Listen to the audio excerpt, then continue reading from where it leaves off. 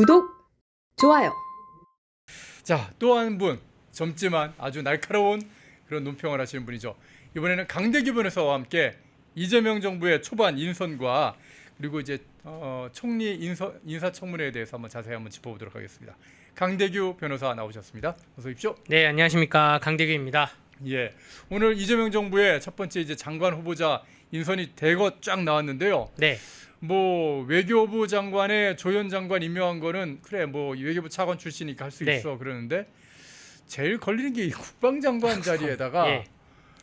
안규백. 네. 전혀 군 출신이 아닌 안규백 의원을 임명을 했습니다. 네, 야, 이거 이번에 어떻게 보면은 지금 12명이나 한 번에 지금 임명을 했거든요. 네. 지명을 했는데 어떻게 보셨는지요? 뭐 지명 시기가 내일 김민석 후보자의 인사청문회가 네. 있으니까 거기에 대해서 논점 흐리기, 색깔 흐리기용으로 논점 임명을 흐리기다. 지금 한 게 아닌가 생각이 들고요. 예. 저 12명 중에 6명을 임명을 전현직 국회의원들로 임명을 한 게 예. 자신이 없다는 거죠. 또 혹은 이재명 정부와 주변에 사람이 없다는 겁니다. 그 정책 기조를 같이 할 사람이 없기 때문에 뭐 보통은 공무원 출신이나 혹은 교수 출신이나 이런 분들은 안 치는데 사람이 없기 때문에 정치인을 안 칠 수밖에 없다. 한 명 한 명 좀 짚고 얘기를 해볼까요? 천천히. 네, 과학기술정통부 저 후보자께서는 광운대에서 학사, 석사, 박사를 다 했어요. 광운대. 김용태 비대위원장이 광운대 환경공학과를 나왔는데 저분은 이제 전자공학 주로 하셨고 저분을 안 친 거는 AI 때문에만 그런 것 같아요. 오히려 안 친 겁니다. 그래서 넘어간다 치고 또 조현 방금 말씀하신 조현 외교부 장관 후보자도 1차관, 2차관 다 했기 때문에 저분이 근데 이번에 대선에서 더불어민주당 관련 그 캠프에 있었어요. 예, 이재명 캠프에 있었기 때문에 소위 말하는 그 실용외교를 만든 분이라고 하더라고요. 예, 그렇기 때문에 뭐 인사청문회에서 그동안 뭐 썼던 논문이나 이런 걸 다 살펴봐야 되겠지만 큰 문제 없이 넘어갈 분들이 딱 저 두 분입니다. 예. 저 두 분하고 있다가 그 유임된 장관 후보자가 한 명 있어가지고 유임 빼고는 저 두 분은 넘어가겠다. 예, 저희가 선택과 집중을 해야 되기 때문에 그런데도 불구하고 또 혹시나 문제가 있을 걸 대비해서 각 상임위에서 인사청문회를 하거든요. 예. 외교통일위원회나 혹은 과학기술위원회에서 상임위에서 잘 살펴봐 주시길 바라겠습니다. 예. 네, 통일부 장관 후보자 여기서부터 이제 문제가 시작되죠. 아하. 우리가 윤석열 정부에서 유인촌 장관에 대해서 다시 한번 임명을 했을 때 예. 민주당 진영에서 엄청나게 많은 비판을 했었거든요. 예. 이명박 정부 때 장관을 했던 사람을 왜 다시 임명을 하냐라는 거였는데 지금 통일부 장관 후보자도 똑같죠. 정동영 후보자도 똑같이 기존에 통일부 장관을 했는데 지금 또 임명을 한 것입니다. 예. 전형적인 또 회전문인데 지금 근데 좀 걱정되는 게 지금 전 세계가 돌아가고 있는 게 이제 나머지가 올해 하반기에는 우리나라에 있는 남북 관계와 북한의 핵탄두 기술력 이런 거에 대해서 전 세계가 이제는 관심을 가질 겁니다. 이란이 정리가 되면 그다음 북한이니까요. 네, 이란이 그 우라늄 농축액이 원래는 30% 정도인데 그게 90% 이상이 돼야지 핵탄두를 만들 수가 있는데 60%까지 올라왔다 그래서 타격을 한 거거든요, 지금. 그런데 지금 북한은 이란보다는 더 지금 미스터리하고 뭐 전문가들마다 의견이 다른데 당장 뭐 6개월을 주면 핵탄두 뭐 20기를 만들 수 있을 것이다. 50기를 만들 수 있을 것이다. 한 달이면 만들 수 있을 것이다. 별의별 그 전문가분들이 예측을 많이 하는데 근데 지금 이렇게 어쨌든 핵탄두를 북한이 만든다면 단 한 개라도 만들 수 있겠다면 그것이 김대중 정부 때 햇볕 정책 때문에 나온 것인데 정동현 통일부 장관의 생각이 그런 생각 아닙니까? 전 통일부 장관이죠. 지금 후보자고. 전동현 전 통일부 장관 또 지금 장관 후보자의 생각이 북한에 퍼주는 거거든요. 속된 말로 퍼주는 거고 뭐 철도 놔주고 도로 놔주고 근데 그것이 정말 북한 인민들, 북한 주민들에게 혜택을 가는 게 아니라 저렇게 북한 무기 만드는 거에 핵 발전에 도움이 된다고 한다면 지금 이 대화를 하려면 또 나토를 가야 되는데 나토도 안 간다 그러고 오해만 쌓이다가 이거 정말 한반도가 정말 위험한 그 불씨가 될 수가 있기 때문에 정동현 통일부 장관 후보자의 인사청문회는 이러한 부분을 집중적으로 질문을 해야 되고 그다음에 문제 안규백 국방부 장관에 대해서 여러분들 2022년에 한미일 연합 훈련이 동해상에서 예정돼 있었습니다. 예. 근데 앙규백이라는 당시 국방위에 있던 그 국회의원이었고요. 2022년 경에 네. 국방위 저 앙규백 의원이 본인 페이스북에다가 한미일 그 잠수함 훈련에 대해서 굉장히 자세히 올렸어요. 예. 지점까지 뭐 독도 어디 주변에 150km 주변에 한미일 훈련을 하는데 저 앙규백이 그때 올렸던 취지는 왜 동해상에서 일본도 같이 훈련하냐 뭐 이런 내용이었어요. 예. 근데 그 훈련은 사실 내용이 뭐였냐면 그 당시에 한미일이 돌아가면서 북한 잠수정을 누가 대신 역할을 하고 나머지가 다시 훈련하고 뭐 이런 훈련이었거든요. 예. 그런데 결국 어떻게 됐냐? 앙규백이 저렇게 페이스북에 폭로를 한 다음에 미국에 있는 잠수함이 미국에 있는 6,000톤급의 잠수함 이름이 있는데 그 잠수함이 어쨌든 그 불참한 거예요. 불참은 한 이유가 뭐냐면 저때 앙규백이 얘기를 해가지고 훈련을 하려고 보니까 이거 언론에 다 나온 겁니다. 그 당시에 주변에 중국 잠수함이 와 있었다는 거예요. 이게 음문이라 그래가지고 사람에겐 지문이 있잖아요. 예. 그 잠수함에게는 음파를 하는 그 음문이라는 게 있다고 합니다. 그 스크류 돌아가는 소리가 다 음문을 만든다고 그러더라고요. 예, 음파 지문이 있는데 그게 딱 보니까 뭘 훈련하려고 한다 보니까 중국 잠수함이 근처에 와 있었다. 그래서 미국에 있는 그 가장 중요한 그 잠수함이 이제 북한 역할을 하려고 했다고 합니다. 그 잠수함이 핵 잠수함인데 우리는 참석 못하겠다. 왜요? 앙규백의 폭로 때문에. 이거 엠바고 걸기로 했는데 한국 이거 뭐냐? 이렇게 얘기를 했고. 그러니까요. 이틀 있다가 앙규백이 방송에 나와서 YTN에 나와서 라디오에 나서 했던 말이 아니 이거 엠바고를 걸려있는 군사 목적의 작전인데 이거를 국회의원이 무슨 어떻게 취득했냐고 하니까 일단은 하는 말이 아주 국방위에 있으면 아는 군인들이 많습니다. 이런 식으로 대답했고 말도 안 되는 얘기했고 그리고 예. 이거를 공개하면 어떡하냐라고 했더니 그때 하는 말이 저는 우리 엠바고보다 군사 목적보다 국민의 알 권리가 더 중요하다 생각했습니다. 뭐 이렇게 얘기를 했어요.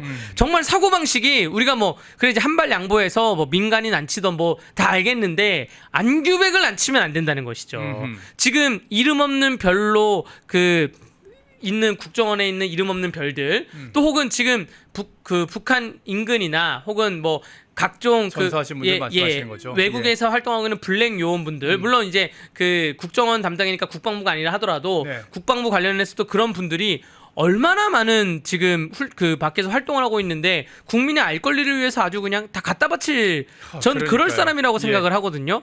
그리고 국방 정책에 대해서도 좀 너무나 그 미심쩍게 진행하지 않을까. 일단은 아무리 국방이 간사를 했다 하더라도 저 그거부터 이상했어요. 저분이 결국에는 그 방위 출신 아닙니까? 저 당시에 국방위 간사를 어떻게 하고 있고 국방위 위원장은 어떻게 하고 있는지에 대해서 저는 저분이 그 방위라는 거를 이번에 알았는데 그러셨어요? 왜냐면 국방위원이기 때문에 당연히 우리 국민의힘으로 치면 한기호 의원 장군 출신 아닙니까? 삼성장군 출신이죠. 또 민주당으로 치면 뭐 김병주 뭐 있고 하는데 그런 분들 다 군인 출신인데 아니 어떻게 국방위원장까지 했는지 그 생각을 하면서 국방부 장관 인사청문회 정말 철두철미하게 준비해야 되고요. 통일부 장관 인사청문회에서도 남북 교류 협력법이나 또 뭐 대북전단 살포에 대해서 그 정동영의 입장에 대해서 명확하게 세계사의 지금 기준에 맞춰가지고 명확하게 하셔야 됩니다. 국민의힘이. 네. 그리고 다음을 한번 보자면 그 다음에 보훈부 장관 후보자 권오을 저분은 뭐 제가 뭐 딱히 언급하지는 않겠습니다. 뭐 보훈부에 대해서 전문가는 아니시지만 이번에 넘어가셨던 분이기 때문에 그렇고 농림축산식품부 장관도 유임하신 분이에요. 유임하시기 때문에 넘어가겠습니다. 네. 환경부 장관은 좀 특이한 게 법대에다가 행정학 석사인 분을 환경부 장관으로 앉혔기 때문에 저것은 그냥 본인 측근 인사로 그냥 앉힌 게 아닌가 이렇게 생각이 되고요. 22대 국회의원인데 국회의원 있으면서 환경위원회 활동을 얼마 정도 했는지 좀 봐야 될 것 같습니다. 고용노동부 장관이 지금 지명되고 나서 걱정이기도 하고 언론에서는 가장 많은 조명을 받고 있어요. 지명 당시에 기관사, 그러니까 지금 철도 기관사시거든요, 현재. 지명 당시에도 철도 기관을 몰고 있었고 그때 이제 휴대폰을 꺼놔야 되기 때문에 언론으로부터 연락이 안 됐다는 거예요. 지금은 이제 김천역에서 갈아타고 내려가지고 언론하고 연락이 된다는데 저기 정의당 노동본부 본부장으로 돼 있지 않습니까? 저분이 단순히 기관사분이 아니라 2001대 총선에는 정의당의 비례대표 의원으로까지 등록을 하셨던 분이에요. 예. 그때 이제 류호정 그 나이 어린 여자 의원님이 당선이 됐고 그때 비례대표로 그러니까 정치인이신 거예요. 정치인. 민주노총에도 뭐 출마를 하고 하면서 결국 정치인인데 과연 그 이번에 노랑봉투법이나 혹은 중대재해처벌법이나 거기에 대해서 노동계의 입장을 어느 정도로 반영을 할지를 좀 살펴봐야 되고요.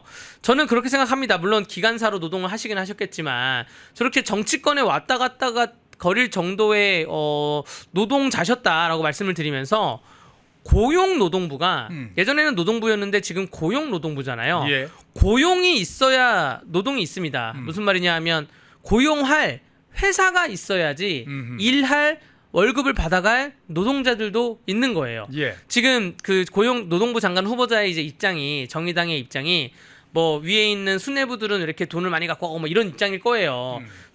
저기 상충되는 게 지금 이따가 후술할 김민석이 지금 숨겨놓은 것으로 의심되는 김민석 노동 한 번도 안 했는데 예. 노동을 한 번도 안 했는데 뭐 중국 미국 유학다고 노동을 한 번도 안 한 김민석이 물론 뭐 강의료 받았는데 강의료도 그 뭐 사람 사는 재단 이런 데서는 또 한 50만 원씩 주더라고요. 보통 네. 한 뭐 10만 원씩 받고 하는데 어쨌든 노동을 한 번도 안 한 지금 정권에 지금 민주당 정권에 사람들이 자리 잡는 것에 대해서도 동일하게 비판을 한번 해라 이런 질문을 인사청문회 때 환노위에서 좀 했으면 하는 그런 바람도 좀 있습니다. 네. 예.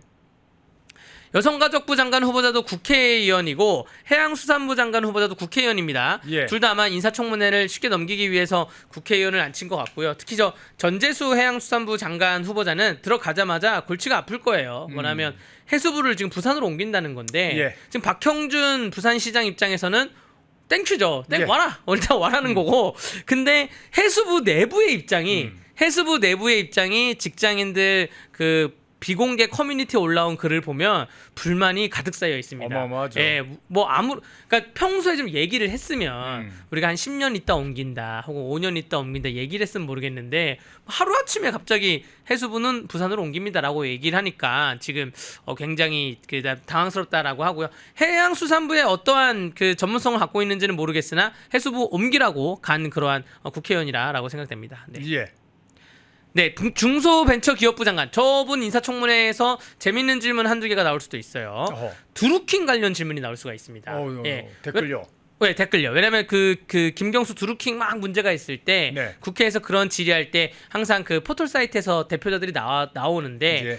증인이나 참고인으로 나오는데 그때 저 한성숙 저분이 많이 나왔어요. 많이 나와서 저분이 두루킹에 대해서 재발 방지를 약속하겠다라고 했는데 그럼 결국 두루킹은 김경수가 한 것인데 그래서 저는 이재명 정권이 김경수를 2번 먹이는 건가라고 생각을 들면서 어쨌든 중소벤처기업 장관의 그 후보자로서 아까 말한 과기부의 AI와 지금 이 온라인 기반 관련해서 발전력을 가지고 하라는 의미에서 중소기업 벤처부 장관을 후보자로 앉힌 건데 모르겠습니다. 우리 그 제조업이나 뭐 벤처 산업하고는 크게 연관이 돼 있을까? 왜냐면 네이버라는 곳이 지금 이미 거대 재벌급이죠. 완전 재벌, 완전 대기업이죠. 거대 재벌급인데 저게 중소기업으로 볼 수 있을까? 또 벤처로 볼 수 있을까? 이런 생각은 좀 듭니다. 또 제가 한성숙 장관 후보자하고는 약간의 그 인연이 좀 있는데 기자 시절에 이제 기자들 놓고선 이제 뭐 특강 같은 걸 한번 한 적이 있어가지고 그때 이제 마저 해가지고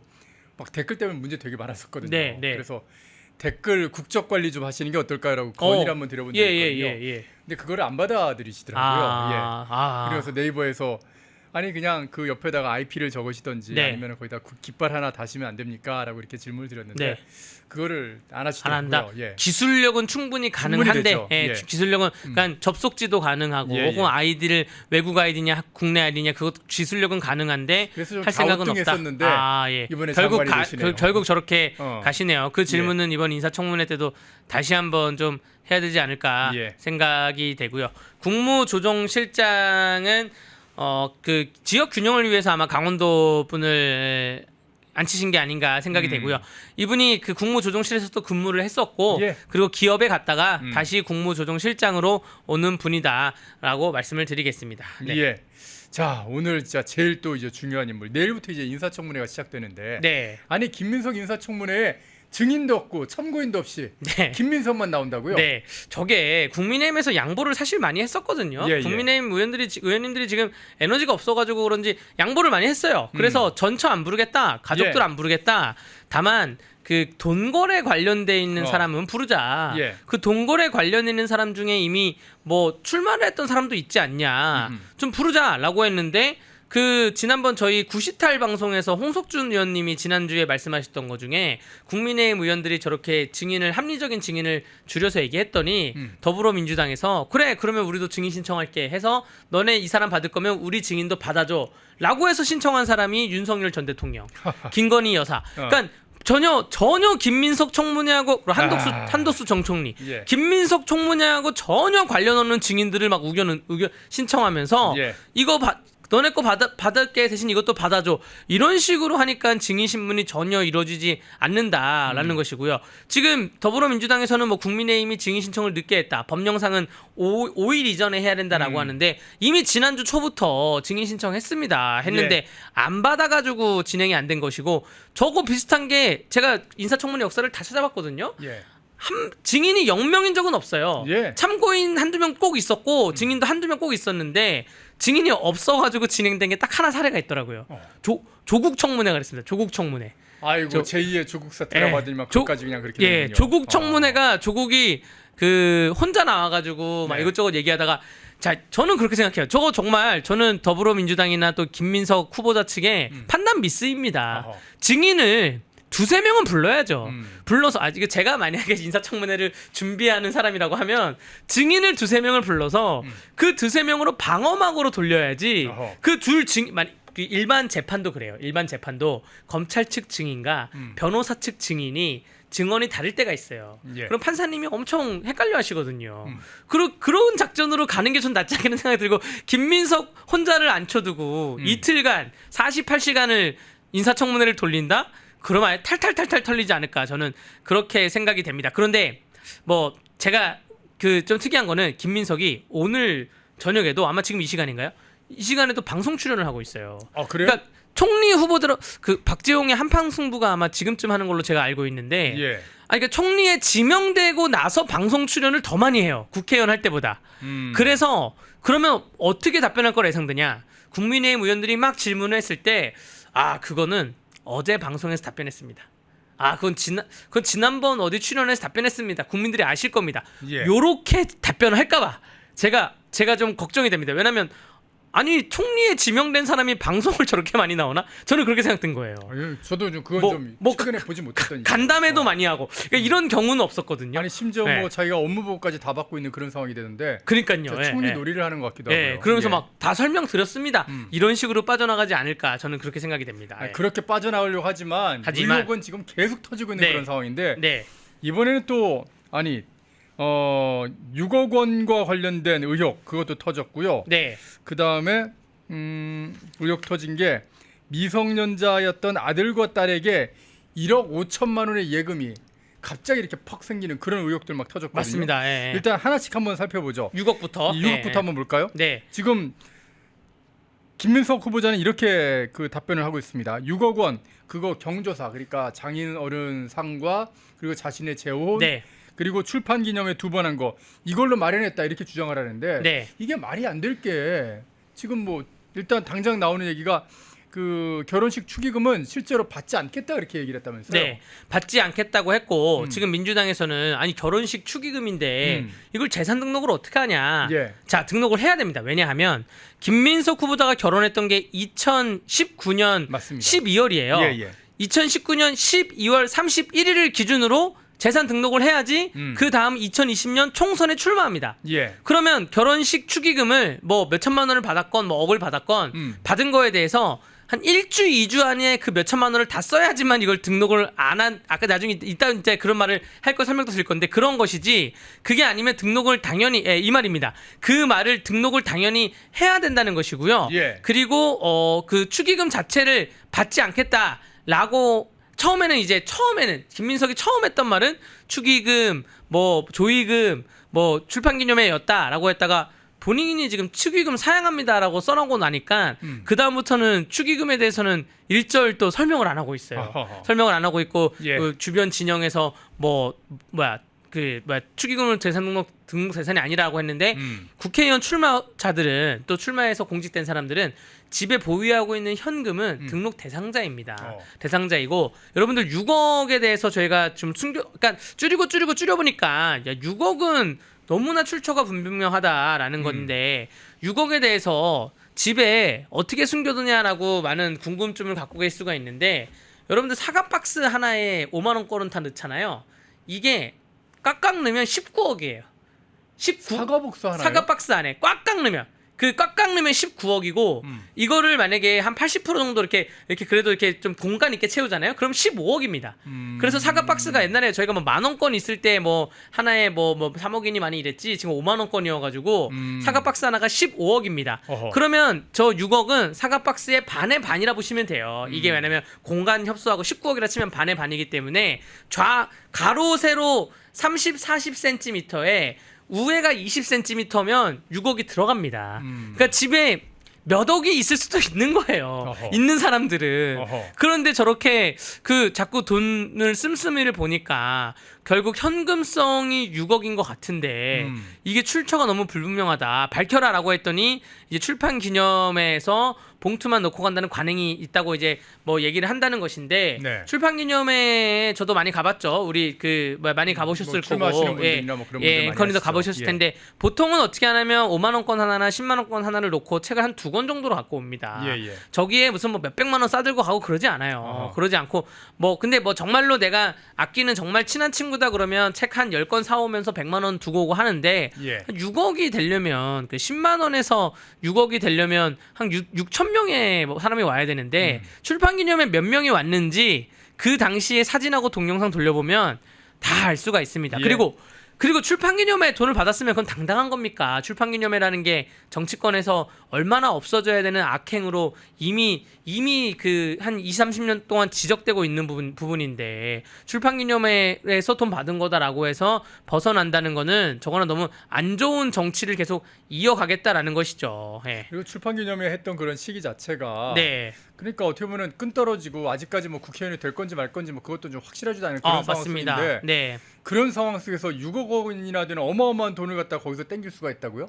안 줍니다. 예. 불가능하지 않을까요? 현직을 주던가 예. 당선 가능성이 있는 사람을 주는데 예. 저 김민석 후보자 같은 경우에는 영등포로 돌아오긴 했지만 예. 그 전에 우여곡절이 너무 많이 있어서 예. 이번에 당선될지 안 될지도 사실 불분명한 상태였고 그리고 뭐 정치권에 있었던 그동안의 이미지로 봤을 때 누가 가가지고 흔쾌히 돈을 내던가 그럴 거라 보여지진 않습니다. 자, 저는 진짜 안타까운 게 출판기념회를 했으면 책이 남아야 되잖아요. 예. 무슨 책을 썼고 정치인으로서 내가 국무총리로서 제가 그때는 이러한 생각을 갖고 이런 책을 썼습니다.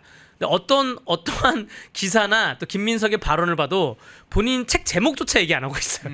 돈 받았다는 얘기만 하고 있지. 그런 게 안타깝고 그럼에도 불구하고 내일 인사청문회가 좀 기대하면서도 좀 희한한 거는 그 제가 한번 올려달라고 했던 그 자료 요구에서 답변 온 거 한번 올려주시겠어요? 이건데 아니 이게 국회의원들이 자료 요구를 하면 저렇게 엄마를 벌었는지라고 딱 보냅니다. 국민의힘에서 지금 200건이 넘는 질문지와 자료 요구지를 보냈는데 예. 25%도 안 왔다 그래요. 4분의 1도 안 왔습니다. 근데 온 답변이 이제 저 정도인 거예요. 요구하신 자료는 인사청문회에서 설명드리겠습니다. 자, 저게 이제 뭐냐면 이게 그 민주당의 또 조국 얘기를 안 할 수가 없는 게 조국의 나쁜 행태가 뭐였냐면 조국이 수사를 받고 뭐 할 때 네. 인사청문회에서도 그렇고 수사를 받고 할 때 또 기자분들이 질문하면 경찰에 가서 소상히 밝히겠다. 경찰서 나오면서 기자분들이 밝혔습니까? 검찰에 가서 소상히 밝히겠다. 그래서 기자분들이 또 검찰 갔다 오니까 밝혔습니까? 법원에 가서 소상히 밝히겠다. 그래서 기자분들이 또 밝혔습니까? 법원에 가요. 법원에 가가는 증언 거부권을 행사합니다. 증언 거부합니다. 그래서 아니 왜 안 밝혀요라고 했더니 책으로 써내겠습니다라고 해서 책으로 하나는 써냈어요. 본인 입장만 밝히는 것을. 예. 남들에게 질문을 안 받는 거죠. 네, 할 말만 하겠다. 저렇게 요구하신 자료는 인사청문회에서 설명을 드리겠습니다라고 하면 아마 내일 예상되는 질문이 그런 답변이 같나요? 그 답변은 제가 보낸 게 아닙니다. 저희 직원인 보낸 걸 겁니다. 제가 챙기지 못했네요. 뭐 질문이 정확히 무엇이죠? 굉장히 천천히 답변을 하면서 예, 혹은 뭐 시간을 끌겠죠. 예, 제가 이미 다 말씀드리지 않았습니까? 뭐 이런 방법이 있거나 혹은 아니면 문제가 있으면 고발을 하세요. 이미 고발이 들어간 것도 있습니다. 중앙지와 홍사일부 배당이 됐고요. 문제가 있으면 고발을 하세요. 질문을 좀 더 구체화해 주십시오. 이런 식으로 온갖 술수로 아마 본인의 조의금, 강연료, 뭐 출판기념회, 뭐 결혼식 축의금에 대해서는 이런 식으로 다 빠져나가지 않을까라고 생각이 됩니다. 예, 이렇게 빠져나가봐야 아들 그리고 딸. 예, 이거 요거가 좀 또 또 걸렸어요. 새로 또 터져 나왔습니다. 예, 예. 새로 터져 나온 게 저거 밝히셔야 되는 게 저런 그 사례가 정치권에 왕왕 있었어요. 예. 왕왕 있었고 그 유승민 전 의원도 딸의 계좌에서 돈이 한 몇 억이 있길래 한 2억 정도가 있었네요. 그래서 예. 무슨 돈이냐라고 했더니 할아버지가 그 용돈을 좀 많이 주시는 편인데 그 세금도 다 처리했고 남과 있는 돈이다라고 해서 문제가 안 됐고, 그렇다 그래서 딸아이가 뭐 펑펑 쓰는 게 아니라 나중에 결혼을 하거나 할 때 쓸 자금으로 냅두는 것 같다라는 게 됐고요. 또 그 더불어민주당에서 주진우 의원에 대해서도 공격을 막 했을 예. 때 주진우 의원의 미성년 자녀의 통장에도 왜 한 몇 억이 있냐라고 했을 때 증여세 다 냈고 할아버지가 물려준 것이다 라고 해서 뭐 떳떳하게 얘기를 했는데, 그러면 김민석 후보자도 자녀의 2020년 한 2, 3월부터 총선 끝날 때까지 각각 예금이 자녀가 첫째 딸은 27살, 예. 둘째 아들은 지금 당시 15살, 지금 네. 코넬대에 가 있다는 그 아들입니다. 그런데 그 예금이 저렇게 증가했다는 거, 저거에 대해서 설명을 해라 라는 건데 지금 아무런 설명을 안 하고 있거든요. 예. 그러니까 이럴 수는 있어요. 2019년에 제가 아까 말씀드렸다시피 축의금을 받았으면 2019년 12월에 축의금이 들어왔고 12월 31일에 그거를 국회의원 후보 등록을 하면서 그거를 본인 재산으로 신고를 해야 됩니다. 예. 그래서 저는 이것도 약간 궁금한 게, 그 축의금을 받았으면 그냥 그걸 떳떳하게 신고를 하면 누가 뭐라 아무도 안 그러거든요. 예, 예. 그건 좌파 진영의 강남 좌파의 스타일인데 자꾸 돈이 있는데 돈이 없는 척을 해요. 그냥 신고를 하면 되는데. 근데 어쨌든 그 자금이 자녀들 통장으로 들어온 것인지 저 당시에, 혹은 아니면 다른 뭐 누가 용돈을 준 것인지, 용돈을 너무 많이 준 것 같긴 한데 아무런 지금 설명이 없습니다. 저 중학생 자녀와 취업을 앞둔 20대 자녀의 통장에 뭐 할아버지가 줬던지 그런 설명이 없는데, 저것도 내일 밝힐 건데 아마 모른다 그럴 거예요. 예. 저는 모릅니다. 저는 양육에 대해서는 전 배우자가 했기 때문에 모릅니다라는 건데, 저게 웃긴 게 전 배우자가 했다는 저 단어가 처음부터 나왔으면 이해가 되는데 저렇게 돈 문제가 터지니까 나중에부터 저 변명을 막 하고 있거든요. 예, 예. 그래서 전 배우자를 증인 신청하려고 했더니까 그걸 못하게 해가지고 지금 여기까지 온 것인데, 예. 자녀분들이 떳떳하다면 지금 자녀분들은 이미 뭐 아들 같은 경우에는 장윤선의 취재 편의점에 이미 인터뷰도 하고 그래서 얼굴이 예. 많이 팔렸어요. 뭐 코넬 뭐 유학생 사회에서도 뭐 얼굴이 다 알려졌겠죠. 예. 자녀분들이 스스로라도 좀 얘기해야 되는 거 아닙니까? 그 성인들인데 내 통장에 이렇게 돈이 들어와 있는 거를 나는 알았다 몰랐다, 혹은 내 돈이다, 뭐 부모님 돈인데 증여받았다, 뭐 요정 국무총리 자리는 요 정도는 얘기를 해야 되는 자리라고 저는 생각이 됩니다. 네. 예, 뭐 이것뿐만 아니라 일단 뭐 내일부터 시작되는 인사청문회에서 밝혀야 될 게 너무 많은데요. 이미 뭐 지난주에 저희가 얘기했던 거, 네. 이 칭화대에서 석사학위 어떻게 따느냐, 출입국 관련 기록을 좀 내달라 그랬더니만 출입국 관련해서 이건 뭐 출입국 관리 사무소에서 발행하는 이런 서류가 아니라 무슨 엑셀로 정리된 중국 맞습니다. 출입국 예. 기록 이런 걸 내고 있더라고요. 아니 중국을, 그리고 저는 희한한 게 2009년에 이제 그 학위를 네. 받은 건데 그 전에도 엄청 왔다 갔다 그랬어요. 그 예, 일반인이 중국을 저렇게 왔다 갔다 거릴 일이 뭐가 있을까? 베이징 올림픽 직전에 뭐 이런 생각도 들었는데, 저 파란색 부분이 옅게 보이는 파란색 부분이 이제 유학 과정인데 예. 여러분들 대학이 한 학기가 16주입니다. 뭐 네. 15주짜리도 있긴 한데 보통 16주예요. 근데 한 학기를, 첫째 학기를 9월 때부터 시작하는 첫째 학기를 16주 중에 7번만 갔어요. 저게 많이 간 것처럼 보이잖아요. 네. 7번만 갔습니다. 9월부터 그 12월까지 7번을 갔고, 예. 그 다음 학기 주 있잖아요. 이렇게 해서 1년을 채워야 학기가 나오는 건데 그 다음 학기 16주는 한 번도 안 갔어요. 왜 한 번도 안 갔냐? 부산시장 나간다고 부산에 이사 가서 한 번도 안 갔어요. 지금 저기 파란색 칠해져 있는 부분이 제가 7번 갔다는 게 9월 달부터 7번을 간 거고요. 그 앞에 있는 부분은 대학 수업하려고 간 게 아닙니다. 근데 뭐 그 전에 준비하려고 왔다 갔다 거리는 걸 있을 수가 있는데 그런 것이고, 오른쪽 화면이 이제 출입국에 관한 사실 증명인데, 지금 우리 펜앤마이크 시청을 하고 계시는 그 누구든지 핸드폰이든 혹은 컴퓨터든 정부 이사라는 홈페이지에 들어가서 클릭을 한 2번만 탁탁탁 하면 본인이 최근이 아니죠. 본인의 그 최초부터 현재까지 출입국 관리 기록이 쫙 나옵니다. 저걸 내면 되거든요. 저걸 내면 되는데 저걸 안 5분밖에 내고, 안 걸려요. 네, 저걸 예. 안 내고 왜냐면 저걸 내면 제가 보기에 별의별 나라가 다 있을 수도 있어요. 아, 그렇게 되나요? 저거는 이제 중국만 가지고는 딱 그 나오게 할 수는 없을 겁니다. 근데 개인에 대한 모든 나라를 봐야 되기 때문에. 그 부분을 이렇게 딱 그 좀 지운 다음에 그렇죠. 나머지만 공개도 되지 않습니까?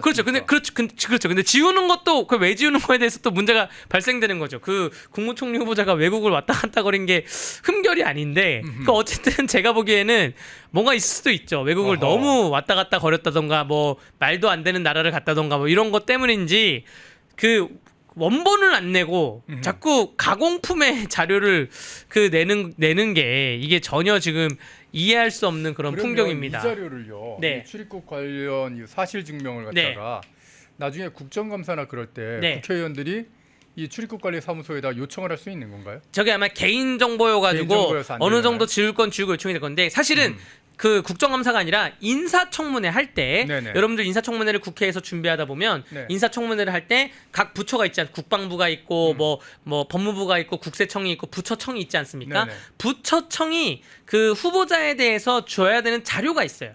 그래서 아마 법무부는 저 출입국 관리인 자료를 줘야 돼요.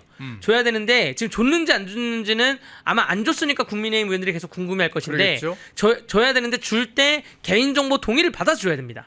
그러니까 본인이 동의 안 하면 또 못 주는 거예요.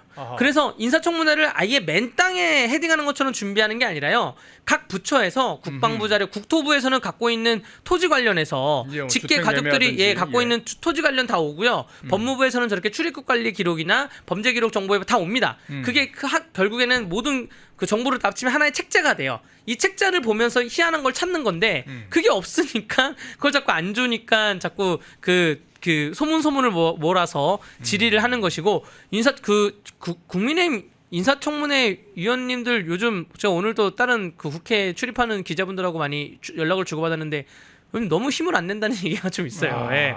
주진우 의원 빼고는 왜 힘을 안 내냐. 근데 이게 언론에 비춰진 게 아니라 실제로 그렇다. 지금 사실은 경쟁 과열이 돼야 되거든요. 예. 내가 김민석 뭐 하나 따왔다 무슨 의원에 의하면 무슨 의원이 밝혀낸 자료에 민주당이 의하면. 예전에 그렇게 했지 않습니까? 예, 그렇게 국정감사나 인사청문회를 그렇게 하는 게 본인의 관건인데, 지금 시기가 얼마나 좋아요. 원포인트 타격으로 김민석만 탁 타격할 수가 있는데 지금 왜 그 일을 열심히 안 하는 것 같은 그러한 좀 느낌이 됩니다. 그러니까 내일 혹시나 무슨 주포를 쏘기 위해서 어퍼컷을 위해서 잽을 안 내는 건지는 모르겠는데, 그래도 내일 아무것도 없으면 굉장히 실망하지 않을까. 적어도 출입국 관리 사실 증명은 받아내셔야 된다고 생각을 합니다. 네. 자, 일단 대통령실은 김민석 후보자에 대해서 온갖 의혹이 다 터져 나오는데, 네. 그럼에도 불구하고 김민석 후보자의 해명을 일단 들어보고 판단하겠다. 네. 이런 식의 반응을 보이더라고요. 그렇죠. 그 해명 들어보고 판단하는데 저렇게 자신 있어 할 사항은 저는 아니라고 봅니다. 저게 이제 똑같이 조국 시즌 2와 지금 굉장히 똑같은 건데, 그렇죠. 조국 때도 저랬어요. 조국 때도 똑같이 본인의 해명을 들어보고 판단하겠다. 예. 그럼 본인의 해명을 했고 결국에는 그 30일 최단기간 장관을 수행하고 낙마하지 않았습니까? 한 달 만에. 예, 그렇기 때문에 지금 내일 인사청문회, 아마 그 오늘 여론조사 발표가 나온지 봐야 되겠지만 내일 인사청문회를 끝나고 나서 있을 여론조사에 대해서 여론조사가 떨어지기 시작하면 그때 아마 정부에서 뭔가의 움직임을 주지 않을까. 왜냐하면 김민석 후보자에서 이상한 얘기가 나오거나 그러면 이것이 다 지금 오늘 12명의 조정실장은 인사청문회 안 한다 치고 나머지 11명의 그 농림수산 유임권 빼고 10명의 장관들에 대해서 인사청문회 할 때 김민석은 이랬는데 당신은 안 이렇죠. 김민석은 아들, 딸 재산 이렇던데 당신은 안 그렇죠. 김민석은 출판기념회 얼마에서 얼마 벌었다는데 거긴 얼마 벌었습니까? 그러니까 모든 얘기가 다 김민석으로 그것도 요령인데. 예, 포장돼서 가면서 그러면서 그 전국 주도권을 잃게 될 수 있는 상황이 있기 때문에 저는 아예 문제가 내일 뭐가 나올지 몰라요. 내일하고 내일 모레 뭐가 나올지 모르기 때문에 그 민주당 그 대통령실 입장에서는 다른 사람으로 교체하는 게 낫지 않을까. 지금 왜냐면 김민석을 앉힌 목적이 뭐였냐면 김민석을 앉힌 목적은 6월 18일 재판을 연기하는 게 목적이었어요. 그 행정가나 사실 광역단체장 출신 뭐 행정을 했던 공무원 출신을 앉힌 게 아니라 정치인을 앉히려고 했던 게 지금 예. 정치인 사선 국회의원 딱 앉혀놓으니까 진짜 총리 된 것처럼 막 외신 만나고 막 하지 않습니까? 예. 저렇게 앉혀놓은 이유가 총리야 너가 그 6월 18일 대통령 재판이 있는데 이거 어떻게 좀 잘 해봐. 이 목적으로 저는 앉혔다고 봐요. 그 앉혀놨는데 앉자마자 바로 그 법원에서 이제 헌법 고등법원에서 84조 그냥, 딱 한 줄 쓴 다음에 밀었잖아요. 네. 그럼 더 이상 제가 보기에 굳이 김민석이 이제 필요 없을 거다 생각 들어요. 왜냐면 김민석에 대해서 내일 그 뭐 발언이 많이 나올 수도 있는데 기본소득에 대해서 김민석 그 후보자가 야인 시절에 했던 얘기 중에 다른 발언이 많이 있습니다. 그러니까 그 뭐 지금 뭐 정청래도 그 이재명에 대해서 비판하는 발언 때문에 나오는데 예. 김민석 후보자가 야인으로 있으면서 뭐 물론 그 전에 뭐 노무현에 대해서 얘기하고 이런 건 다 차치하고 이재명의 기본소득에 대해서 기본소득은 너무 과하다부터 시작을 해가지고 그렇게 발언한 사료들이 왕왕 있어요. 굉장히 많이 이거를 네티즌들이 찾고 있어. 국민의힘이 찾아야 되는데 그러니까요. 어쨌든 이런 자료가 아니 이거 살짝만 검색하면 다 나옵니다. 다 나오는데 그거를 틀어놓고 그때는 이런 발언했는데 똑같냐 아니냐 이런 식으로도 질문할 수 있기 때문에 정권에 가는 거에 길에 김민석이 꽃길이 되진 않을 것이다. 오히려 가로막이 될 수도 있다. 내일 인사청문회 파트를 잘 나눠가지고 준비를 하셔야 됩니다. 국민들이 갖고 있는 그런 의문도 풀어줘야 되고 또 국민을 해하는 뭐 기본소득이나 또 노동 관련 문제나 또 지금 지원 그 무슨 재난지원금 풀어주는 뭐 그런 문제나 우리 나라를 좀먹게 되는 그러한 이재명 정부의 정책에 대해서도 낱낱이 질문을 해야 되는데 그 질문 잘 찾아보면 김민석이 과거에 했던 발언들 중에 지금 이재명 대통령하고 상반되는 게 많다. 예, 그거 찾으면 재밌을 거예요. 네. 예, 그거 한번 정리해서 저희도 한번 좀 보도를 좀 해드리도록 하겠습니다. 네. 자, 강대규 변호사와 함께 내일 있을 김민석 총리 후보자에 대한 인사청문회 좀 쫙 한번 좀 훑어봤고요. 그리고 새로 이재명 정부에서 이제 임명하게 될 그 장관 후보자들의 면면도 한번 살펴봤습니다. 진짜 많은 분들이 지금 댓글을 또 엄청나게 달아주셨는데 이래도 임명을 한다고 참 저는 그냥 조국과 같은 결말이라면 그러면 한번 좀 지켜보자. 그런 한번 기대를 좀 해봅니다. 자, 강대규 변호사와 함께했습니다. 오늘 말씀 잘 들었습니다. 네, 감사합니다. 펜앤마이크와 광동이 함께 준비한 광동 루테인 밀크 시슬 혈행 개선, 노화로 인한 눈 건강, 간 건강. 펜앤마이크 TV 단독 할인 2개월분 한 박스에 3만원, 6개월분 세 박스에 84,000원. 펜앤마이크 구독자 전용 댓글 상단 할인 링크에서 구매 가능합니다. 전화 문의는 1661-6915, 전화 문의는 1661-6915. 펜앤마이크와 광동이 함께 준비한 광동 면역보감 데일리 스틱 2024년 건강기능식품 대상 높은 흡수율, 휴대와 섭취가 간편한 스틱형 펜앤마이크 TV 단독 할인 1개월분 한 박스에 33,000원, 3개월분 세 박스에 9만원. 펜앤마이크 구독자 전용 댓글 상단 할인 링크에서 구매 가능합니다. 전화 문의는 2661-6915, 전화 문의는 2661-6915.